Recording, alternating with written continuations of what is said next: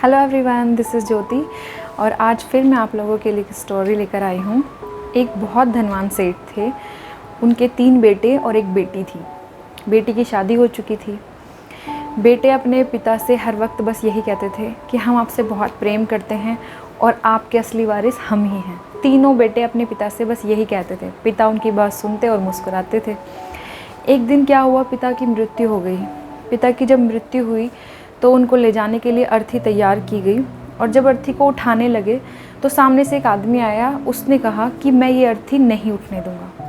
तो वहाँ बैठे लोगों ने बोला कि ऐसा क्या हुआ कि जो इसे उठाने नहीं दोगे, ले जाने नहीं दोगे।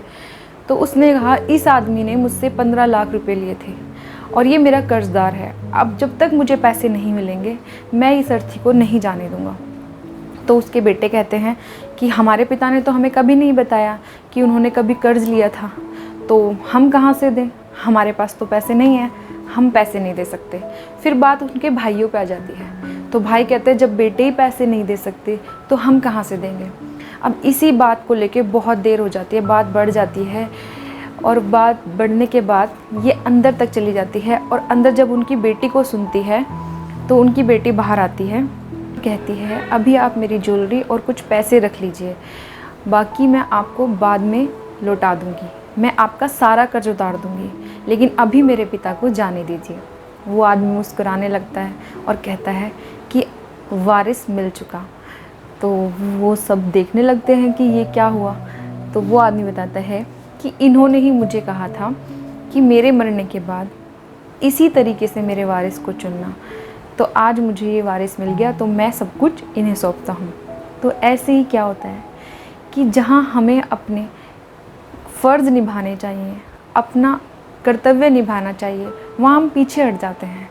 ऐसे ही हम ये सोचते हैं कि जो हमारे बड़े हैं उन पे उनका जो भी कुछ है वो हमारा है, उन पर अपना अधिकार समझते हैं।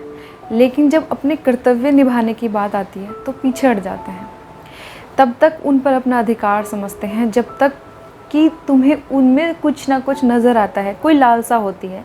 लेकिन जब वो ख़त्म हो जाती है तो अपने कर्तव्य भी भूल जाते हैं। जैसे कि वृद्ध हो जाते हैं, जब इंसान बूढ़ा हो जाता है तो उनको बच्चों की बहुत ज़रूरत होती है, लेकिन उस वक्त उनका कोई ध्यान नहीं रखता, अपने कर्तव्यों को कोई नहीं निभाता, उनसे सब पीछे भागते हैं। लेकिन ऐसा नहीं करना चाहिए। अपने कर्म अच्छे करने चाहिए और अच्छे कर्मों से ही आदमी को जाना जाता है। उसके शब्दों से उसे नहीं पहचाना जाता, उसके कर्मों से उसे जाना जाता है। तो आज के लिए इतना ही। आप हंसते रहिए, मुस्कुराते रहिए, खुश रहिए।